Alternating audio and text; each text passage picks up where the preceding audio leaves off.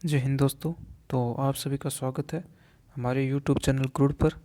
तो आज हम आपके लिए स्पेशल टेस्ट नंबर 8-10 लेकर आए हैं। इसके अंदर हम 450 से लेकर 500 नंबर क्वेश्चन यानी 50 क्वेश्चंस आज हम डिस्कस करेंगे। तो चलिए शुरू करते हैं। आज का पहला क्वेश्चन है कि राइट टू प्राइवेसी किस अनुच्छेद के अंदर आती है। तो जो राइट टू प्राइवेसी जो आती है वो आती है अनुच्छेद 21 के अंदर। अनुच्छेद 21 के अंदर आता है राइट टू प्राइवेसी का अधिकार। अगला क्वेश्चन है ऑर्डर ऑफ जायद पुरस्कार कहाँ का है। तो जो ऑर्डर ऑफ जायद पुरस्कार है वो है संयुक्त अरब अमीरात का। तो ऑर्डर ऑफ जो जायद पुरस्कार है वो संयुक्त अरब अमीरात का है और नरेंद्र मोदी जी को ये मिला था। ऑर्डर ऑफ जायद पुरस्कार है और कहाँ का है, यूएई का। यूएई यानी संयुक्त अरब अमीरात का। अगला क्वेश्चन है गेहूं की सबसे बड़ी मंडी कहाँ पर स्थित है। तो जो गेहूं की सबसे बड़ी मंडी है वो है विनीपेग के अंदर, और विनीपेग है कनाडा के अंदर। यानी विनीपेग के अंदर है कौन सी मंडी है, गेहूं की सबसे बड़ी मंडी है, और कहाँ पर है, कनाडा के अंदर, विनीपेग के अंदर। अगला क्वेश्चन है ओजोन दिवस कब मनाया जाता है। तो जो ओजोन दिवस है ये मनाया जाता है 16 सितंबर को। 16 सितंबर को ओजोन के ऊपर जो सम्मेलन हुआ था उसकी उसकी जो सम्मेलन हुआ था 16 सितंबर को हुआ था। इस कारण से 16 सितंबर को ओजोन दिवस मनाया जाता है। अगला क्वेश्चन है अठाबास्का झील कहाँ पर है। तो जो अठाबास्का झील है वो है कनाडा के अंदर।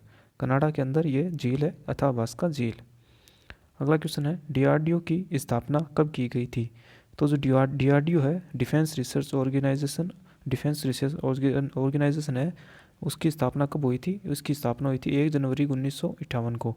1 जनवरी 1958 को इसकी स्थापना हुई थी और वर्तमान इसके अध्यक्ष कौन है, सतीश रेड्डी। सतीश रेड्डी है ये इसके वर्तमान अध्यक्ष है। अगला क्वेश्चन है भारतीय तट रक्षक बल यानी कोस्ट गार्ड के जो वर्तमान निदेशक है वो कौन है। तो इसके वर्तमान निदेशक है वीरेंद्र सिंह पठानिया। ये इंपॉर्टेंट क्वेश्चन है क्योंकि ये कोस्ट गार्ड से रिलेटेड है, तो कोस्ट गार्ड में आ सकता है कि इसके वर्तमान अध्यक्ष कौन है, वीरेंद्र सिंह पठानिया। अगला क्वेश्चन है कि व्हीलर द्वीप कहाँ पर स्थित है। तो जो व्हीलर द्वीप है ये कहाँ पर स्थित है, ओडिशा के अंदर स्थित है। ओडिशा के अंदर है व्हीलर द्वीप, और अभी इसका नाम क्या कर दिया गया है, एपीजे अब्दुल कलाम जो आज़ाद थे उनके नाम पर, अब्दुल कलाम आज़ाद के नाम पर इसका नाम रख कर दिया है। व्हीलर द्वीप का नाम क्या कर दिया है, एपीजे अब्दुल कलाम आज़ाद द्वीप। अगला क्वेश्चन है आर्यभट्ट पुरस्कार किसको प्रदान किया गया है।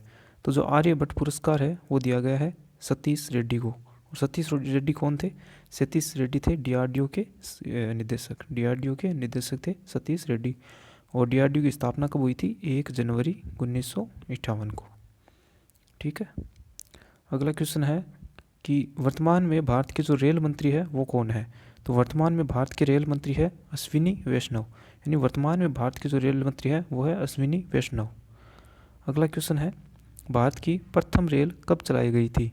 तो जो भारत की प्रथम रेल है वो कब चली थी, 1853 के अंदर। 1853 में चली थी, और कहाँ से कहाँ पर, मुंबई से थाने चली थी। मुंबई से थाने तक ये जो रेल है वो चली थी कहाँ पर, महाराष्ट्र के अंदर। ठीक है। और किसके काल में चली थी, ये चली थी डलहौजी के काल में। जो डलहौजी थे इन्होंने रेल चलाई थी पहली भारत के अंदर, कब, 1853 के अंदर। अगला क्वेश्चन है बंगाल का विभाजन है वो कब हुआ था। तो बंगाल का विभाजन है वो हुआ था 1905 के अंदर। बंगाल का विभाजन हुआ था 1905 के अंदर, और किसके समय हुआ था, उसके समय जो गवर्नर जनरल थे वो थे लॉर्ड कर्जन।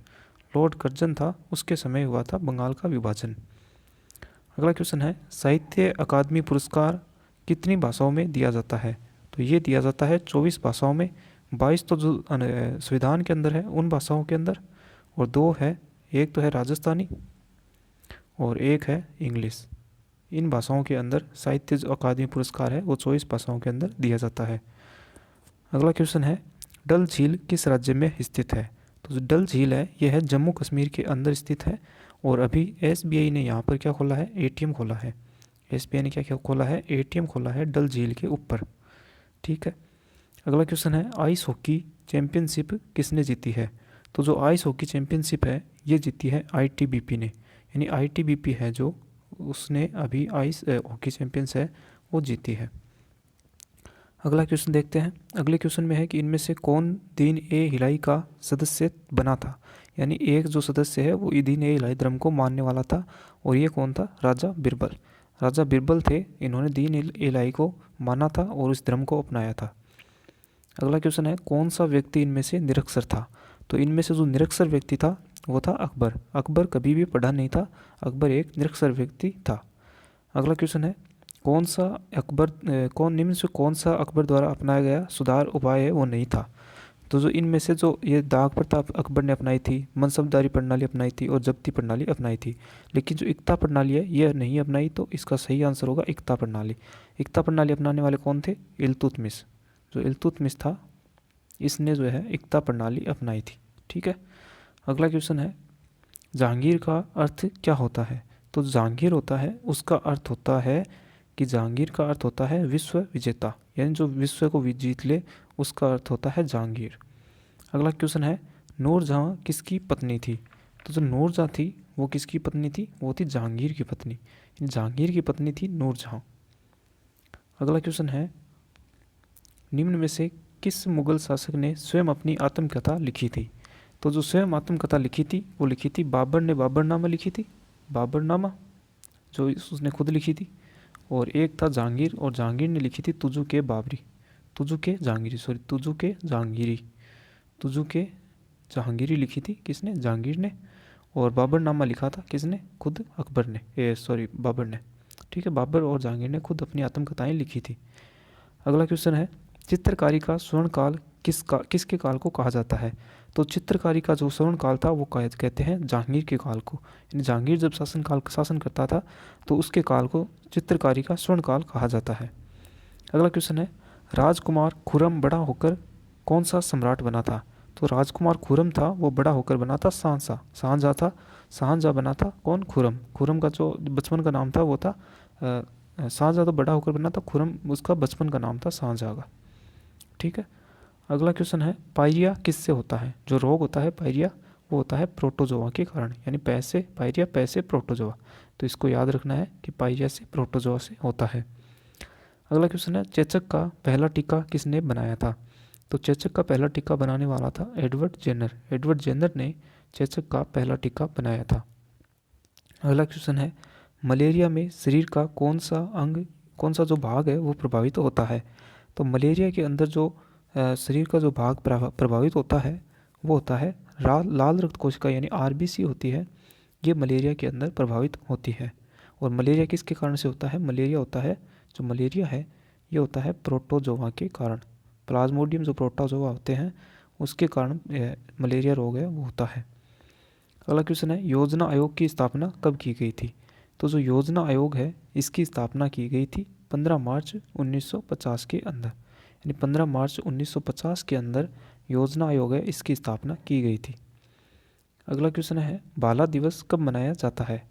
तो जो बाला दिवस है वो कब मनाया जाता है? 7 अगस्त को। और क्यों मनाया जाता है? क्योंकि इसी दिन जो नीरज चोपड़ा थे जिन्होंने गोल्ड ओलंपिक में गोल्ड जीता था, इनके जो इन्होंने जब बाला फेंका था तो उस दिन 7 अगस्त को फेंका था। और कितना फेंका था?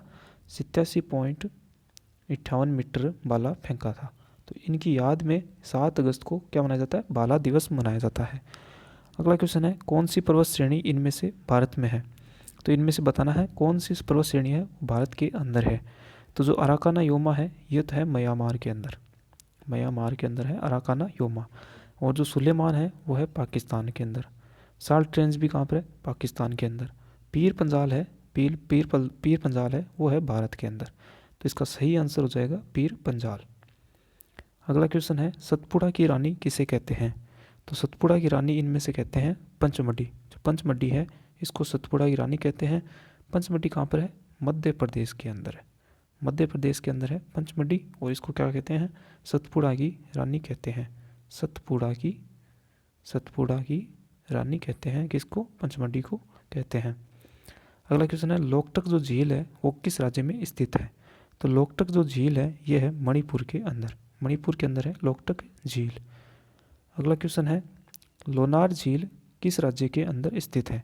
तो जो लोनार झील है ये है महाराष्ट्र के अंदर, महाराष्ट्र के अंदर है लोनार झील। अगला क्वेश्चन है कि सबसे बड़ी जो मानव निर्मित झील है वो कौन सी है। तो जो सबसे बड़ी मानव निर्मित झील है ये हो जाएगी गोविंद सागर झील। गोविंद सागर झील है ये मानव निर्मित झील है सबसे बड़ी। और कहाँ पर है? भाखड़ा नांगल जो बांध है इसके कारण से इसका निर्माण हुआ है। इसके कारण से इसका निर्माण हुआ भाखड़ा नांगल बांध से। कौन सी झील का निर्माण हुआ है? गोविंद सागर झील का निर्माण हुआ है। अगला क्वेश्चन है नागा, खासी और गारो ये पहाड़ियाँ कहाँ पर है? तो ये कौन सी पर्वतमाला के अंदर आ जाएगी? ये हो जाएगी पूर्वांचल जो पर्वतमाला है, पूर्वांचल पर्वतमाला के इस अंदर स्थित है। कौन सी? नागा, खासी और गारो पहाड़ियाँ। और यहाँ पर सबसे अधिक वर्षा होती है। और ये कहाँ पर है? और इसके अंदर दो पहाड़ियाँ और है। कौन सी है? एक तो है पटकाई, एक है लुसाई। तो ये 2 पहाड़ियाँ हैं और 3 पहाड़ियाँ ये है। कुल मिलाकर 5 पहाड़ियाँ यहाँ पर है पूर्वांचल पर्वतमाला में। अगला क्वेश्चन है शिव समुद्रम जलप्रपात है वो किस नदी के किनारे स्थित है? तो शिव समुद्रम जो जलप्रपात है वो है कावेरी नदी के ऊपर स्थित है। कावेरी नदी के ऊपर स्थित है शिव समुद्रम जलप्रपात। अगला क्वेश्चन है बलतोड़ा हिमनद कहाँ पर स्थित है? तो जो बलतोड़ा हिमनद है यह है काराकोरम के अंदर। काराकोरम के अंदर है बलतोड़ा हिमनद। ठीक है। अगला क्वेश्चन है भारत का जो सबसे ऊंचा जलप्रपात है वो किस राज्य के अंदर है? तो भारत का सबसे ऊंचा जलप्रपात है वो कुंचिकल के अंदर है। कुंचिकल जलप्रपात है और वो कहाँ पर स्थित है? वो है कर्नाटक के अंदर स्थित है। ठीक है। अगला क्वेश्चन है कपास उत्पादन के लिए जो सबसे अच्छी मिट्टी है वो कौन सी होती है? तो कपास उत्पादन के लिए सबसे अच्छी मिट्टी होती है काली मिट्टी। कैसे कपास और कैसे काली मिट्टी? तो सबसे अच्छी मिट्टी होती है काली मिट्टी। ठीक है। अगला क्वेश्चन है कि जलोढ़ मिट्टी में जो उगने वाली फसल है वो कौन सी है? यानी जलोढ़ मिट्टी के अंदर कौन सी फसल इनमें से उगाई जा सकती है? तो इनके अंदर उगाई जा सकती है चावल। चावल जो फसल है वो जलोढ़ मिट्टी के अंदर उगाई जा सकती है। अगला क्वेश्चन है पेट्रोलॉजी है वो किसका अध्ययन होता है?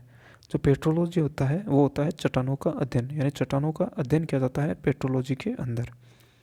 अगला क्वेश्चन है मानव शरीर में विकिरणों के कारण हुई हानि को किस में मापा जाता है? तो यानी अगर हम एक्सरे वगैरह करवाते हैं, विकिरणों मतलब एक्सरे करवाते हैं, तो उसके कारण हमारी कोशिकाओं को हानि पहुंचती है। तो इस हानि को किसके द्वारा मापा जाता है? तो इसकी जो मापने की इकाई है वो है रेम। रेम के द्वारा मापा जाता है। हमारे शरीर के अंदर जो कोशिकाओं को एक्सरे या विकिरणों के द्वारा हानि पहुंचती है उसे रेम के द्वारा मापा जाता है।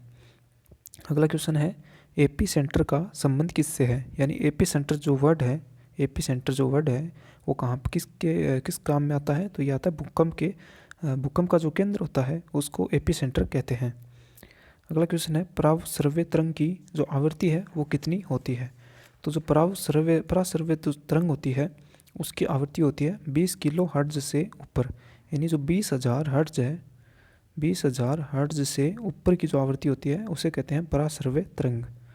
ठीक है। अगले क्वेश्चन पूछा है निम्न में से किसका ध्वनि के वेग पर कोई प्रभाव नहीं पड़ता? तो किसका ध्वनि के वेग, यानी ध्वनि अगर जा रही है तो उसके वेग पर किसका प्रभाव नहीं पड़ेगा? तो ये नहीं पड़ेगा दाब, यानी दाब इसको प्रभावित नहीं करता।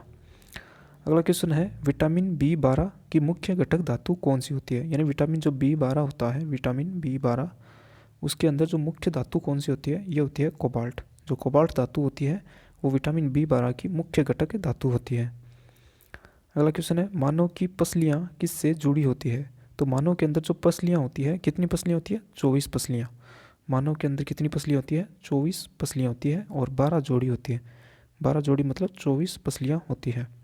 और ये किससे जुड़ी होती है? तो ये जुड़ी होती है स्टर्नम से। जो स्टर्नम होता है ऐसा कुछ होता है स्टर्नम, और ये पसलियाँ जुड़ी होती है ऐसे। ठीक है, ऐसे पसलियाँ जुड़ी होती है और ये बीच में स्टर्नम होता है। अगला क्वेश्चन है हमारे शरीर में कुल कितनी मांसपेशियाँ होती है? तो अगर हड्डियाँ पूछे तो 206, और अगर मांसपेशियाँ पूछे तो 656 मांसपेशियाँ होती है हमारे शरीर के अंदर। कितनी? 656 मांसपेशियाँ होती है। और 206 क्या होती है? हड्डियाँ। 206 होती है हड्डियाँ। ठीक है। अगला क्वेश्चन है हाथी के दांत का विशाल रूप से बढ़ा हुआ कौन सा हिस्सा होता है? तो हाथी के दांत का जो विशाल रूप से बढ़ा हुआ हिस्सा होता है वो होता है ऊपरी कृंतक। ऊपरी कृंतक होता है वो हाथी का दांत का जो बड़ा हिस्सा होता है उसे ऊपरी कृंतक होता है। अगला क्वेश्चन है मानव मस्तिष्क का वजन कितना होता है?